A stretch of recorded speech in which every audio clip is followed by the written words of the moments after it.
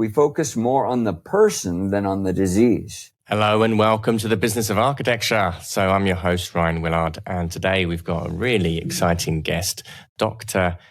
Ray Andrew, who is a rather unusual guest for us on the Business of Architecture, not a architect, but a clinician, and a clinician practicing and specializing in the realm of burnout and fatigue, and who has a number of very interesting and alternative approaches to dealing with energy and vitality, something that, as we discuss, often ignored or not talked about in traditional medical practices.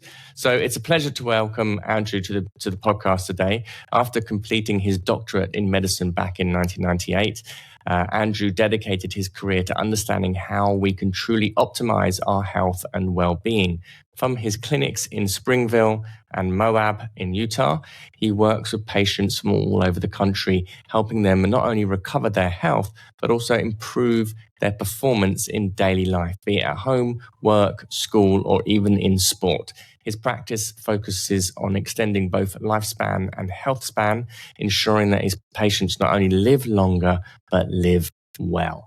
Many come to Dr. Andrew after being told your labs are fine or it's just part of getting older. So all those aches and pains and lethargic experiences that we have, Dr. Andrew deals with this in a different way at the Prestige Wellness Institute. He and his team offer much more than a conventional diagnosis. They provide compassion, understanding, and most importantly, results. It's not just about treating illness, it's about building lasting health and vitality. In this episode, we will discuss burnout and fatigue, what that actually looks like as an entrepreneur, as a business owner, and the symptoms that you really should not be ignoring, even if the doctors are telling you that everything is okay.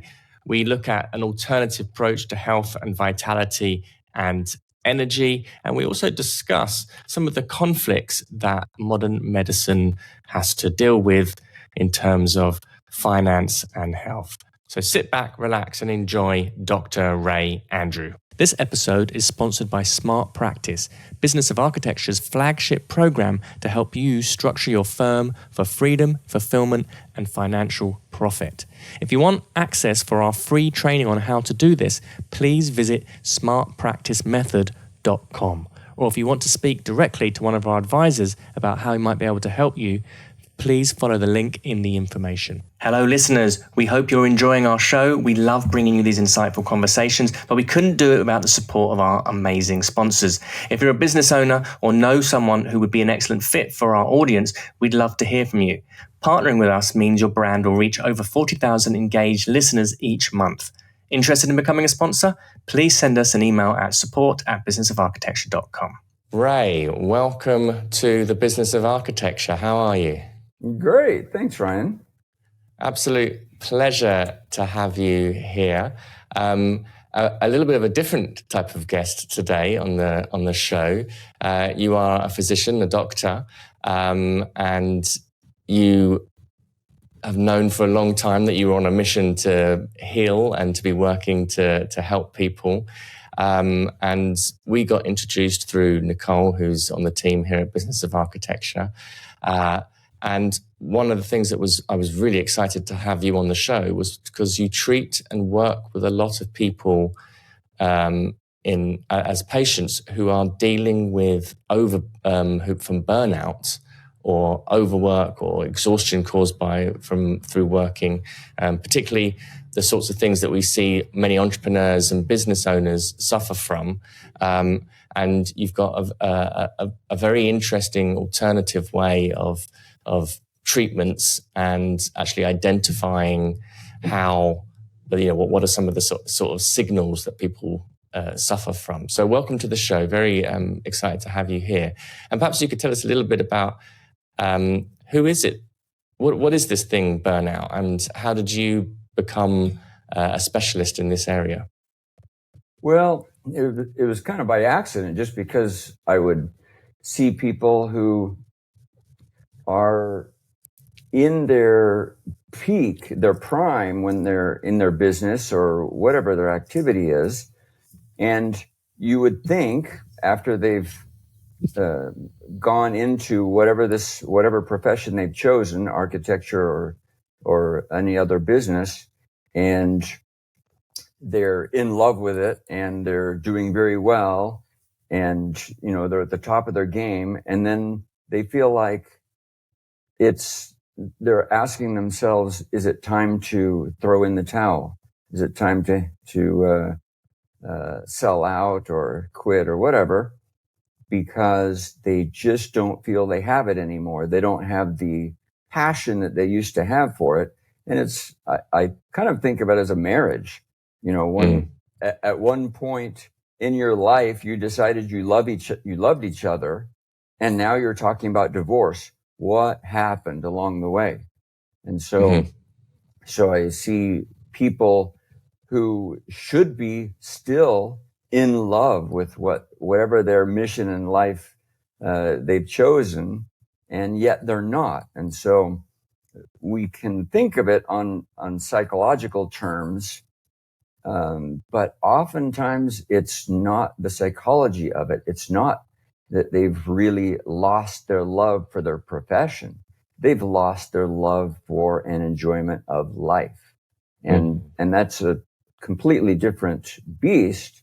And it's good to know. I think it's refreshing for them to realize, no, it's not that you no longer love your profession. In most cases, it's just that you have some physiology, some health problems that you don't even recognize. And it has a lot to do with what brought you to where you are. So that's something we can talk about. Yeah. So is it a physiological thing, or is it a psychological thing, or is it a psychological thing that has an impact on physiology, or the other way around, or both? Oh, I do think it's a combination, certainly. But we have, so whether we're professionals or whatever we are, we live in a society that is full of stress. Right. It's full of toxins. It's full of pressure to be the best. And we put a lot of that pressure on ourselves. And so we overwork ourselves. We don't get enough sleep. People load up on caffeine to keep themselves going every day. And it's a dog eat dog world in business. And so people give their business everything they've got, not realizing that they're sacrificing their health, both mental and physical, along the way. And so what we're focused on then is unpacking the problems that have accumulated both physiologically and emotionally, so that people can get that mojo back that they once had for their passion, for their calling in life, if that's what whatever they've chosen. What sorts of physiological symptoms do you typically see people who are beginning to experience when they're having this sort of loss of mojo, if you like? The first thing people complain about is, I'm tired.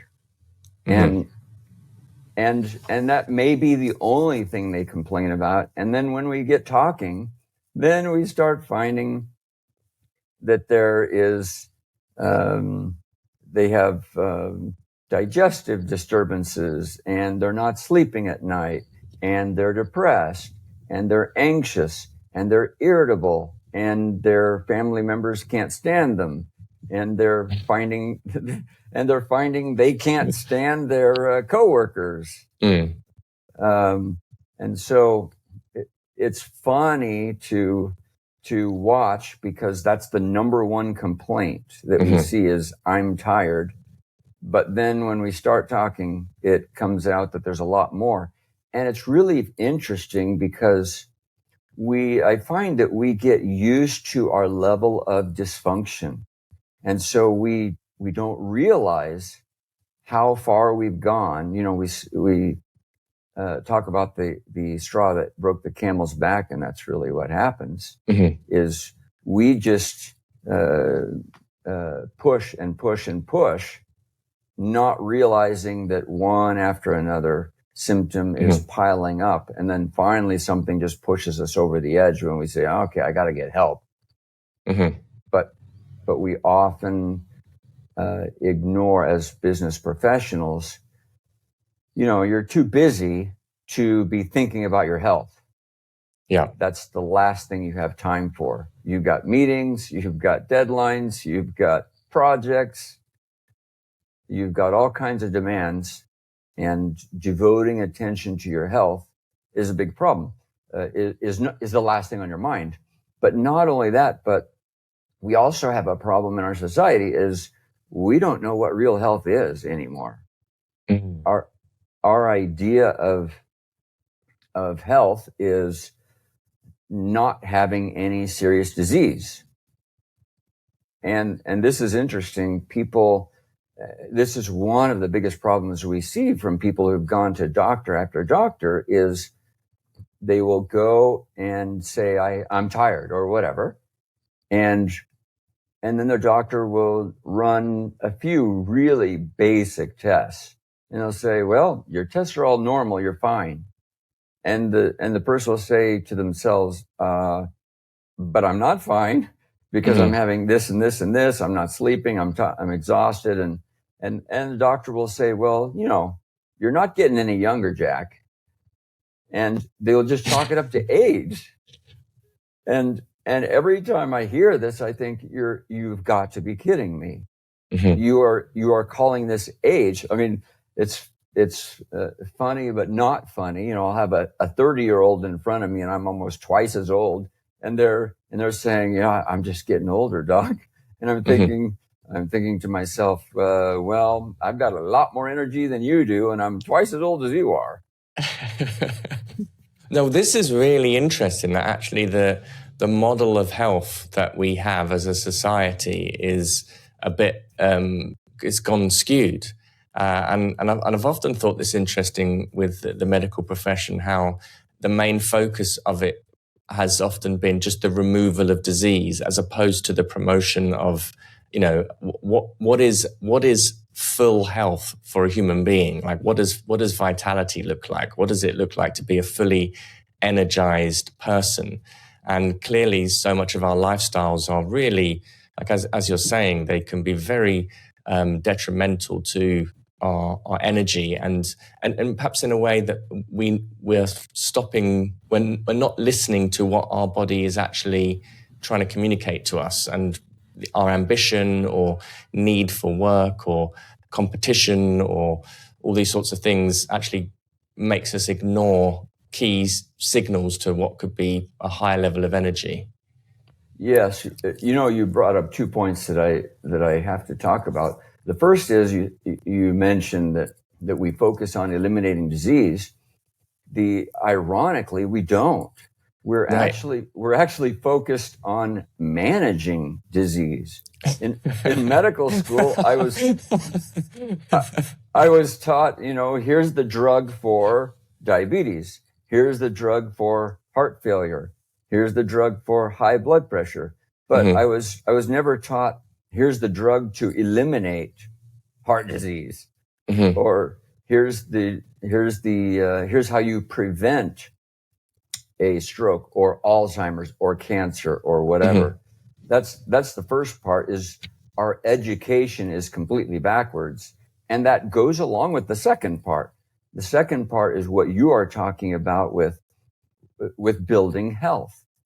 Our focus in America and in medicine should be not how I manage disease or even how I prevent disease. It should be on how I build health, because if we build health, then we can't be sick. We can't get disease if we're building health. And so we should be focusing on what it takes to build health. Now, the other part that you were mentioning is ignoring the symptoms. And I have to tell a story about a young man who I met probably 10 years ago. He was notorious as a child for having gas that he called clear the room gas. And normally we think of things like, gas and belching and bloating and heartburn and all of the constipation. We think of these things as nuisances in our society, and we think of them as social problems. You don't want to let out gas or belching at the wrong times when you're in company. Mm-hmm. But in my field of work, we don't look at those as nuisances. We look at those as warning signs. Those are lights on the dashboard that are red that are saying there's engine trouble, and if you don't fix this, there's going to be problems down the road. And incidentally enough, he then developed type 1 diabetes. Mm-hmm. And then he developed Crohn's disease. And I thought to myself, if someone had recognized, it's not like you're going to take your child, he was a kid at the time that when he had this clear the room gas, but it's not like you're going to take your kid normally to the doctor because he has clear the room gas, but you should. Mm-hmm. But if you go to your regular doctor, they're going to give you some drug for gas. Mm-hmm. instead of looking at why this kid has gas. Mm-hmm. There are really good reasons for it that are important. And if that had been recognized by his parents and then subsequently by the right kind of doctor, the properly trained doctor, they would have said, this guy's at risk for some serious problems down the road. And lo and behold, what does he have? Serious problems. He's got autoimmune diseases, 2 of them now, mm-hmm. because that was not recognized and dealt with properly. So what are people to do here? This sounds quite like there's a lot of fundamental issues or constraints with even consulting a regular doctor, where things might just be prescribed a drug. And that, certainly, my own personal experience was with a lot of doctors. Sometimes you go to the doctor and you just get a big bag of pills, and you're like, okay, maybe I would have preferred something else than doing that, and then end up avoiding going to the doctor for intuitively it doesn't always feel right. Right. I think you have to recognize know what you're looking for to begin with. Mm-hmm. And I suppose it wouldn't hurt to make some calls before you make an appointment. Make some calls to find out what that, I guess I was going to say, find out what the approach of the doctor is. But nowadays, I'm thinking in the past. Nowadays, mm-hmm. you can just go on websites and you can get a much better feel. I think if you want to go in the right direction, the shortcut is just to look for functional medicine doctors. Mm-hmm. That's a really broad category, and there's a wide range of training, of education and experience among functional medicine doctors. But at mm-hmm. least by looking up someone, for example, on worldnet.org or IFM, mm-hmm. Either one, or just Googling functional medicine would get you in the right direction, because otherwise you're going to get somebody who's going to run some pathetic labs and then say they look normal, because mm-hmm. most of the time they do, unless you have some bad disease, because they're looking at the wrong labs. Mm-hmm. And they also don't know how to interpret labs. So right. that's another thing that you have to watch out for. Mm-hmm. Is we have so much misinterpretation of labs in American medicine. So we have a number of issues here. One is the individual themselves kind of ignoring signs of the body and potential illnesses and diseases, and also we're kind of culturally trained to look, to kind of accept aging and illness as just being, well, that's just what happens, or we've got maybe better put, we've got a lower expectation of what the human body can actually do, or we've got a low expectation of what vitality looks like in people. And then compounded with going to, in general, most doctors will be quick to prescribe a drug to manage the symptoms of something, then I can understand how lots of issues kind of end up either going unnoticed, and then it's a good reason for why there's so much lifestyle disease at the moment. Yes. Well, it's interesting. One of the things that we run into is when I'm going over labs with a patient, and I tell them that your such and such should be between this and this, and I'm showing them the lab report, and they're saying, well, the lab report says that I'm normal. And I say, exactly, you are normal. And in America, normal means you're going to get cancer, heart disease, stroke, Alzheimer's, diabetes, osteoporosis, arthritis, and you're going to be sitting in a rocking chair staring at the four walls of the nursing home when you turn 70. So people who come to us don't want to be normal. They want to be healthy, and those are two very different things. So what is it that you do with, let's say somebody comes to you and they're experiencing fatigue and exhaustion, they've lost that kind of zest for life. What's the sort of tests or diagnosis that you would run on them? And then what's the pathway to unlocking a new level of health and vitality? And what does high levels of health and vitality look like? Well, high levels of health and vitality look like feeling and functioning like you're 20 or 30, I guess a healthy 20 or 30 year old, which there may not be too many of those left, but doing the things that you want to do without limitation. I think that's the biggest thing, is not having to think about, oh, I can't do this because X, because I'm in pain, or because I don't have the energy, or I used to enjoy this, but now I've tempered my expectations for my body, and I can't do that anymore. Well, I guess that can also the tempering our body because I'm in pain can end up compounding the issue as well, right? Like, so for example, if I've got back pain, and then the best way that I can manage it is to not do anything and to become inactive, it's only going to compound further more ailments. It will. And so in conventional medicine, when a person has pain, what do we use?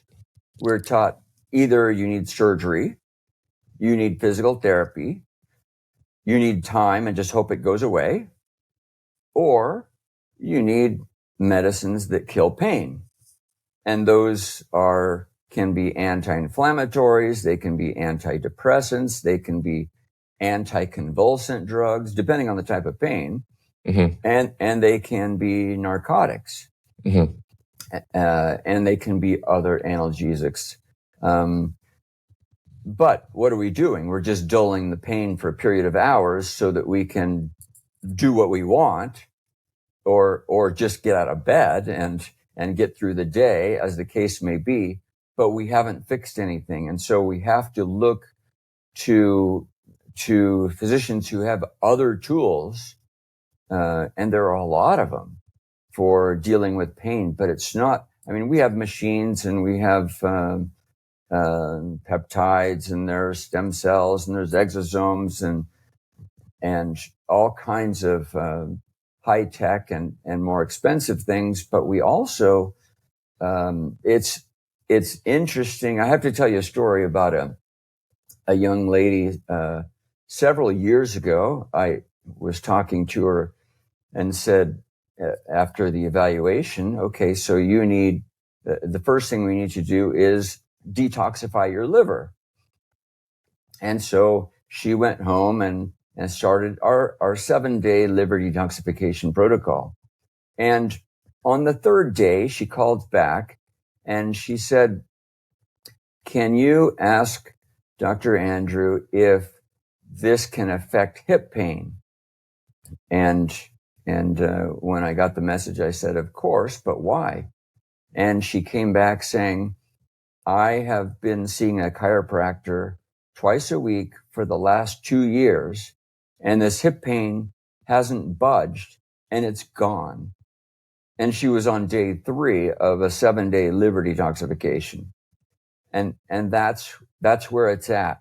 We have so many symptoms that we are trying to affect the downstream effects, the symptom itself, and we're not recognizing where the cause is. And so a lot of pain in odd places is from inflammation that is actually coming from completely different sources than we would expect. Mm-hmm. And so what you were asking earlier is what the evaluation looks like before someone walks in the door. It's really interesting because I already have a fairly good idea about what is wrong, what is going wrong in a person's body to a large extent, not completely, but to a large extent, before they even walk in the door. And this is why we're able to help so many people who live far away, is because we don't even have to have them physically in front of us to know through the workup, the pre visit workup, a lot of the things that we can do, or I should say that they can do, to dramatically improve their health. And then, of course, once if they are physically present with us, if they can be in the room, some live locally, several travel for hours or even fly. But for those for whom it's not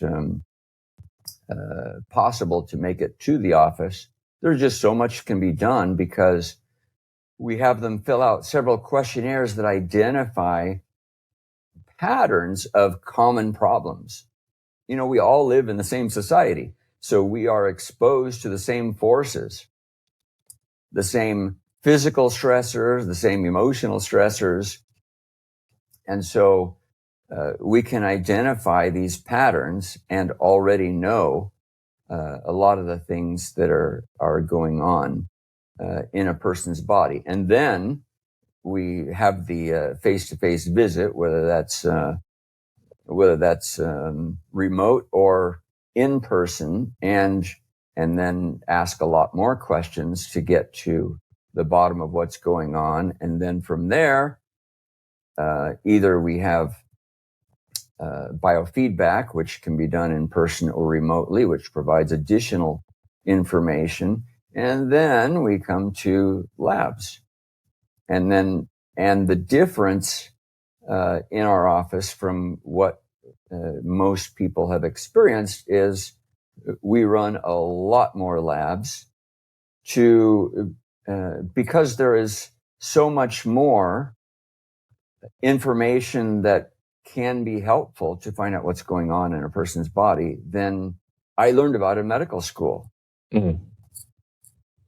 So with the example of someone who's suffering from exhaustion or burnout and they come to you and they're fatigued, what would let's say a regular doctor normally prescribe versus the sort of practices that you would go through with a patient? Well, I would say the first thing they would do is make sure they're not anemic. Mm-hmm. Because that's an easy one. That's a no-brainer. And that's why they, when they're not anemic, which is most often the case, you're fine. Unless they've been hemorrhaging, or severely iron deficient or B12 or folic acid deficient, they're not anemic generally, and so yes, they're fine. And so typically, when someone's tired, it's not uncommon that they're also depressed. And so what do? Well, why don't you take this antidepressant and then come back in 6 months and let me know if you're any worse or if you're not better. Mm-hmm. And then they're kicking the can down the road instead of getting to what's the underlying problem.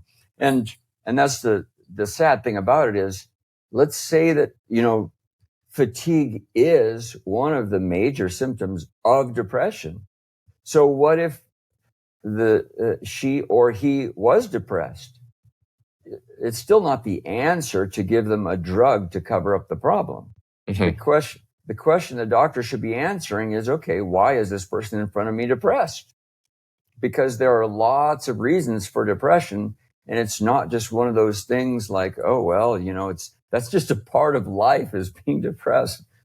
Well, I guess nowadays it is, because that's the norm in our society, but there's always a reason. Mm-hmm. Or multiple reasons. And so you want to get to the bottom of it. And so going back to this idea then of what health or what vitality can look like in a person, what's a really extraordinary example of a healthy person? What does this look like in 2024? Well, in 2024, I would say that's a person who gets a good night's sleep and is excited to get out of bed and doesn't have to resort to drinking anything or taking any pills to wake up and get going and keep going. Mm-hmm. And able to enjoy whatever he or she wants without having to think twice about it. Able to read, focus, work on the computer, work on whatever their work is, or on whatever their recreation is, if that's the agenda for the day. Mm-hmm. And not wonder, okay, what was I doing, or what am I going to do today, and be able to relate to others and interact with others in not only an intelligent manner, but also with patience and love and understanding, which interestingly, this is a sidebar. I like sidebars. A lot of people when they lose their mojo, they also, when we start talking to them, admit that they're not patient with other people, and other people get on their nerves. Mm-hmm. and they don't get along as well as they used to, and the relationships at home aren't as good as they could be, and they start to think that this is a character flaw, that they are being a bad person, and they don't realize that that there are physiologic reasons for that. There are hormonal problems, or vitamin or mineral imbalances, mm-hmm. or infectious causes. And so if when you're going back to vitality, just being able to enjoy life and be able to do the things that bring you and others joy and a better quality of life without limitation. Mm-hmm. Amazing. You mentioned earlier a little bit about the liver detox, for example. What other sorts of practices do you engage with patients in terms of this kind of holistic approach to restoring health? So I think it's best to talk about it in a framework of a pyramid that I describe, a pyramid for building health. And the foundation of that pyramid is a healthy mindset. And the first thing that we work on, and this happens in the first visit, is bringing the person out of the dumps of both their expectations and for themselves and their expectations for their health care, because they're used to being told there's nothing wrong with you, or there's nothing. Yeah, you've got this disease. Sorry, it's too bad. I mean, I had a patient the other day who came in with sarcoidosis, and she was told by her doctor, well, the bad news is you've got sarcoidosis, and this is and you'll have a miserable life. The good news is it won't kill you, and you will live long. And so patients come in beat down with no hope. So the first thing we work on is hope. Mm-hmm. And you need to raise your expectations. Yes, you can get better. Yes, if you follow what I recommend, you will get better. And so we work on things like affirmation statements and forgiveness of yourself and others, and love. And so first thing is healthy mindset. Secondly, then we talk about what it means to have a healthy diet and lifestyle. And we don't know what that is in America anymore, because our idea of lifestyle is get out of bed, have your coffee, go to work, have your coffee, have your Coke, have your donut, have your bagel, then go out to lunch, eat junk, and just keep and go. So we talk about exercise. We talk about, really simple things. I don't really get into, I know a lot of doctors are very dogmatic, and I'm not into dogma about, this is the one and only true diet. You have to be vegan, or you have to be paleo, or you have to be keto. This is, the diet that came down from Mount Sinai. No. There are a lot of different diets that can be helpful. And we do have people follow specific diets for specific purposes, and then they finish that and then move on. But just focus on general principles. For example, I know people, I shouldn't say this out loud, but sugar is a poison. Mm-hmm. And that's the fastest way to get unhealthy, is to put sugar in our diet along with vegetable oils and, highly processed foods and anything white, anything that has any toxin in it. Mm-hmm. So without getting too deep into the weeds. Well, no, I mean, that's very, it's quite a strong, powerful statement, actually. Sugar is a poison, but it's also an addictive poison. Yes, it's a very addictive. I mean, speaking of that, when I had my children were all young, and I would read them bedtime stories, I remember reading the story of Sacagawea, and Sacagawea told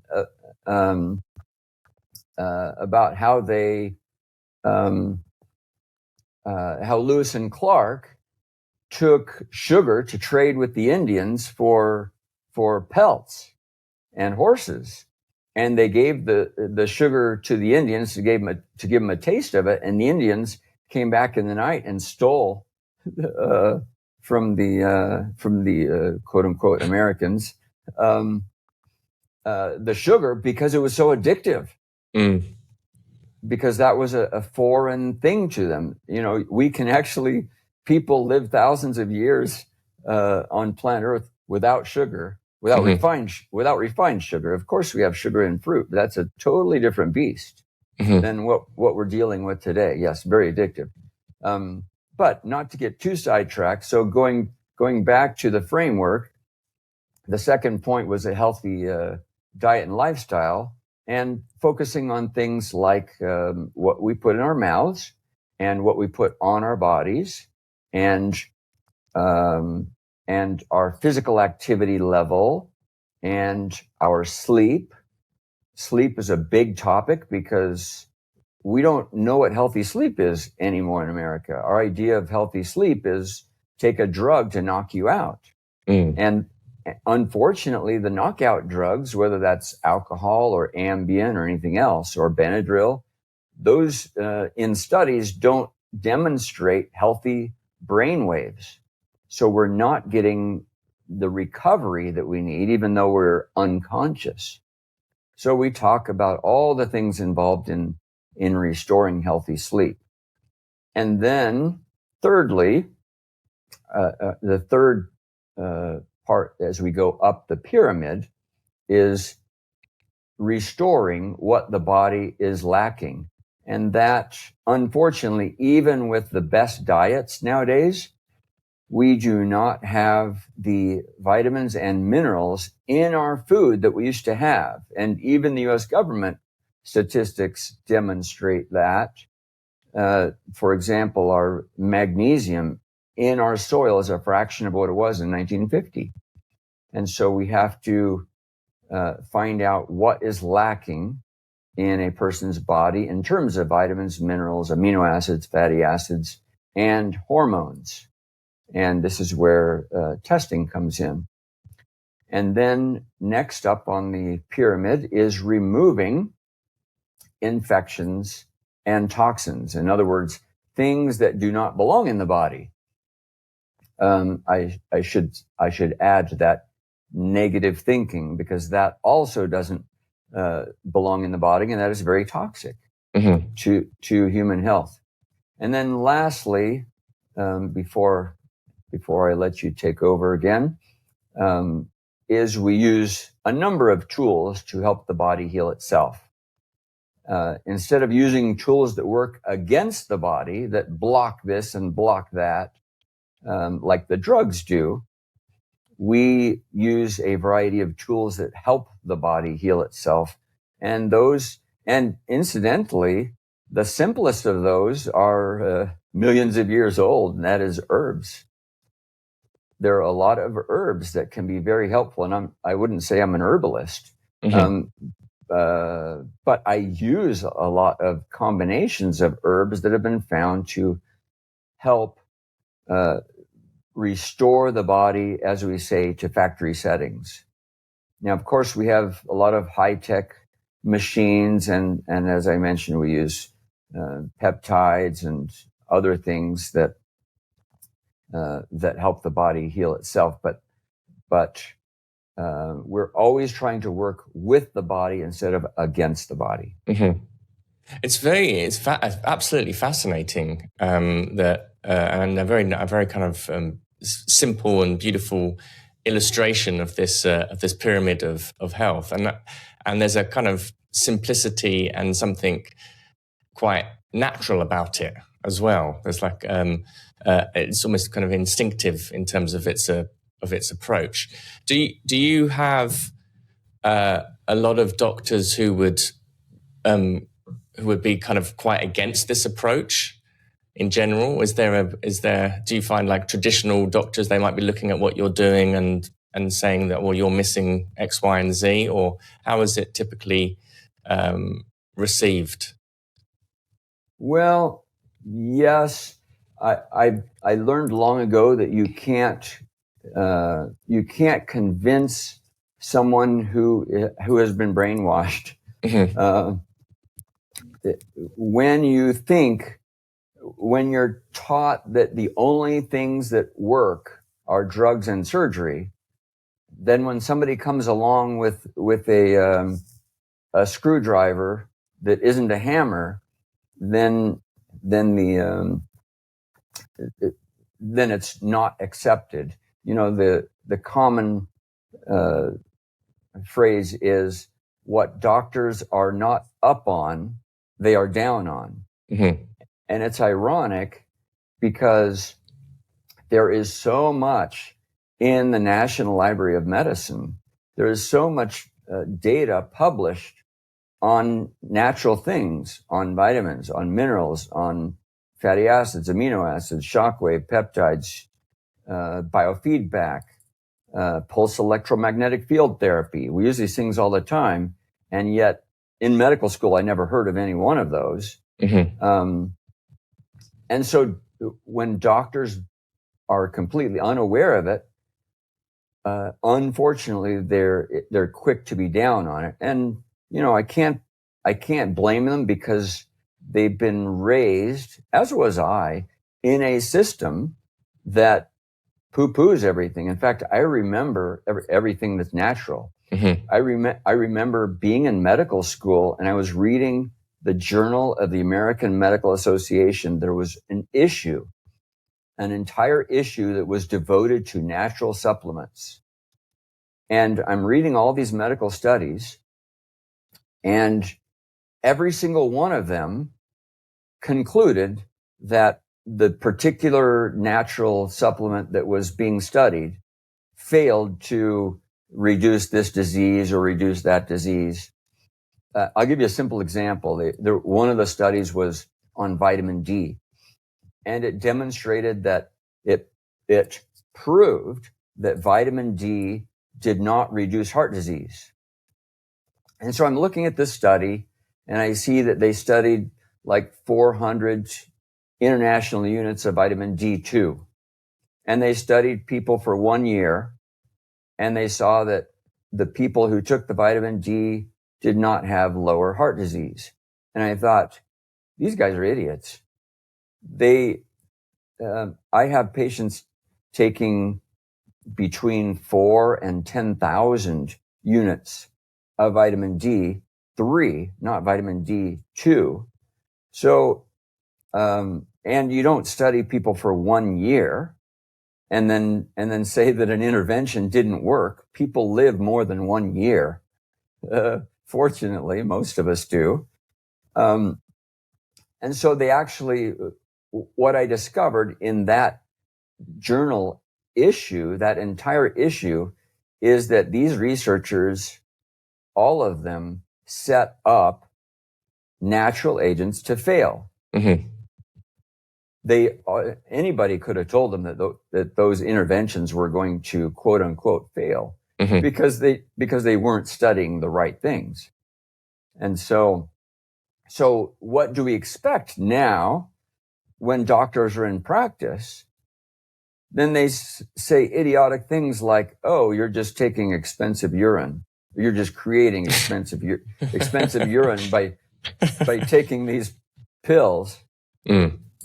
Of course, that's what they're going to think. And so I decided, it's not worth trying to convince other doctors. I don't care to try to evangelize, because patients are driving this movement toward natural health. Mm-hmm. Patients are seeking it out. Well, how did you become interested and become well versed in these kind of let's call it alternative practices? I don't want to use the word alternative, but it's not the mainstream, let's say. Right. Yeah. Well, the alternative existed prior to 1910. Back in 1910, Rockefeller wanted to create a new kind of medicine, drug medicine, which became very successful.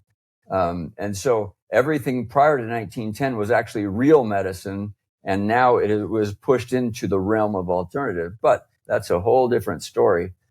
So how did I? Well, when I was growing up, my parents would go to an acupuncturist, and they would take me to a chiropractor, and they would also take me to a regular doctor, a regular, quote unquote, regular, conventional doctor. And so I was exposed to both, and I wasn't poisoned from the beginning toward natural approaches. Mm-hmm. And, my parents, they didn't know a lot about natural medicine at all. But they knew enough to know that, for example, fluoride was toxic. And so early on, I knew that some of the things that I was being fed by the media and the authorities, the so-called authorities, were not true. As was the case with fluoride, which mm-hmm. which is a well-known toxin.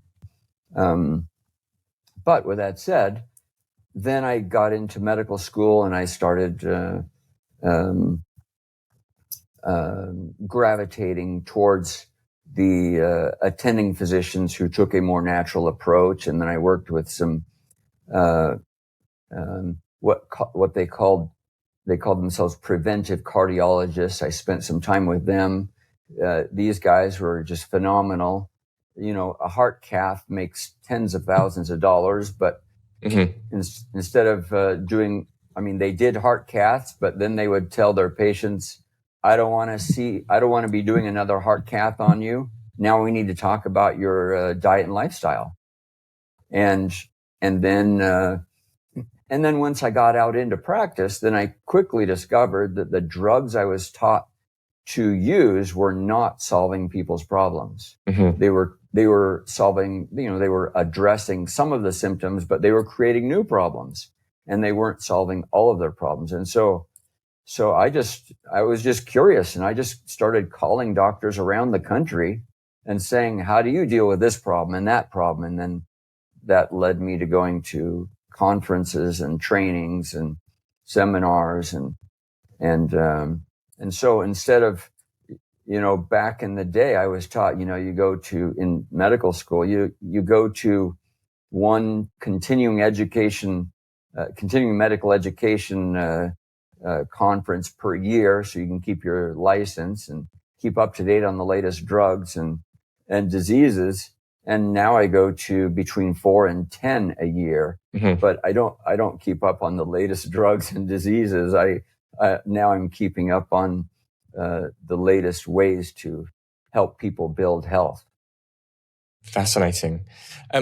It's interesting. I have a friend, a very close friend of mine, who's been dealing with colorectal cancer for the last few years, and he's been incredibly ferocious and rigorous with his own personal research into different treatments, and very quickly became disillusioned by a lot of the treatments that he was being offered in let's say on the NHS in the UK, and was looking at lots of other alternative treatments, and also just other treatments from different pharmaceutical companies that were available, and it part of it brings up a question around the influence as well of doctors kind of pushing a certain treatment onto somebody to manage symptoms.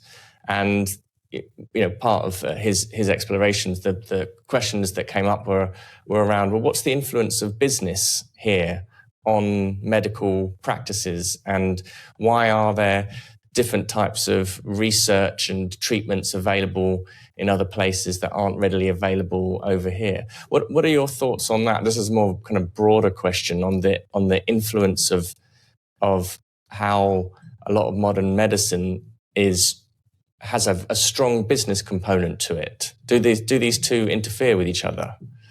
Yeah, that's really a sad story. I was at a conference some years back when one of the lectures was on the roles of melatonin in cancer. And at the conclusion of this lecture, this doctor said, the problem is that you're never going to have a conventional oncologist prescribe melatonin, because melatonin costs pennies.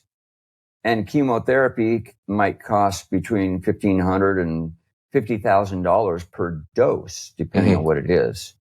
And so first of all, oncologists don't even learn about it. And yet, you can look it up. You don't have to go to the catacombs of Egypt. You can just look in the National Library of Medicine database in PubMed and look up studies on the roles of melatonin in cancer.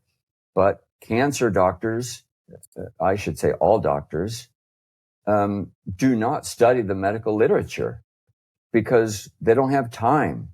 And so what they learn is what the drug rep tells them when they come and bring lunch, or what they learn at that annual seminar where they learn about the latest drugs. And diseases, which are pushed by, they're driven by what is profitable. Mm-hmm. There's no drug rep who comes to my door telling me about the benefits of the hormone DHEA or magnesium or zinc. Mm-hmm. They're gonna talk about the latest drug that costs $300 per month. Mm-hmm. But they assure me, and this is back when drug reps used to come to my office before they just stopped coming for some reason.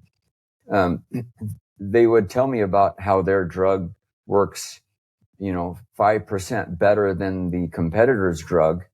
And then I would always ask them, so how much does this cost per month? And they say, well, cash price, it depends on the pharmacy, but it's about $300. And I'm thinking, about my, patients who are on Social Security who bring in whatever it is, $800 a month or some absurdly low amount of money. And then the drug rep in the next breath says, but we're covered on all major insurances. Mm-hmm. And so they would just have a minimal copay. Well, minimal copay or not, even if, the insurance company is getting a discount and paying $150, it doesn't matter. It's absurd. Mm-hmm. I mean, that's just one drug, and these people are on 15 different drugs. Mm-hmm. That's called bankrupting society, even if the patient doesn't have to pay that. Mm-hmm. You can't sustain that as a society. So yes, the answer to your question is it's all, unfortunately, what is done in conventional medicine is all driven by money, even if the doctor, him or herself, has the best of intentions. Mm-hmm. That's the system that we are in. Yeah, no, it's quite fascinating and slightly disturbing as well that there appears that these kind of deep-rooted conflicts of interest, and certainly from a number of I've had some clients and some close friends who have dealt with cancer, and this frustration that has kind of come up with. I feel like we're being pushed down this particular treatment, which is not. It feels like it's serving something else and not us. And I find that's very interesting. Well, and there's another aspect to that, and that is conventional medicine is very cookbook oriented. Right. So we're told, I used to go to these conventional medicine conferences, and they have this diagram. So you have this complaint. You ask this question. Yes, no. Yes, you go this way. No, you go that way. And then you run this test. Is it positive? Then this is the correct treatment. And if it's negative, then this is the correct treatment, or this is the correct test. And so you've got this little cookbook, and then you come out at the end, and basically a computer could be a doctor. Mm-hmm. In that scenario, we could easily replace doctors with computers, with AI, because all they're doing is following these cookbooks. And that's why, of course, patients feel like they're being pushed in a certain direction, because that's all doctors know. Mm-hmm. And when we're try to focus on real health, it doesn't matter whether the patient in front of me has cancer or diabetes or stroke or Alzheimer's or autism or whatever it is, or Hashimoto's thyroiditis, an autoimmune disease. Yes, there are treatments that we use that are specific to that condition, but we focus on the foundation. We start with, what's your mindset? What's your diet like? What's your lifestyle like? What deficiencies do you have? What imbalances do you have? What toxins do you have? What infections do you have? We focus more on the person than on the disease. Mm-hmm. And when you focus on what's going on in this person's body, it's a lot easier to deal with the disease. Fantastic. I think that's a perfect place to conclude the conversation there, Dr. Ray. Absolutely fascinating. And if people are listening to this and they want to get into contact with you, what's the best way for them to do that? And we can put all the information into the into the text of the podcast here. Yeah. Just go to www.prestigewellnessinstitute.com. Amazing. Thank you so much for your time and expertise today. That's been a really brilliant conversation. Thank you, Ryan. It's been a pleasure.